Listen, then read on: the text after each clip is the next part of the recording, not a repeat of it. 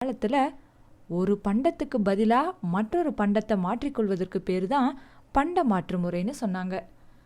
அதாவது இப்போ ஒரு மூட்டை அரிசிக்கு பதிலாக தேவையான அளவு துணியை வாங்கிக்கிறது. இதில் என்ன சிக்கல்னா, ஒருத்தர்கிட்ட அரிசி அதிகமாக இருக்கும், ஒரு நெசவாளர்கிட்ட துணி அதிகமாக இருக்கும். அரிசி வச்சிருக்கிறவர் துணியை வாங்க விரும்புவார், ஆனால் துணியை வச்சிருக்கிறவர் அரிசியை வாங்க தயாராக இருக்கணும். அப்போ தான் அங்கே பரிமாற்றம் நடக்கும். இதுதான் பண்டமாற்று முறையில் இருக்கக்கூடிய சிக்கல்.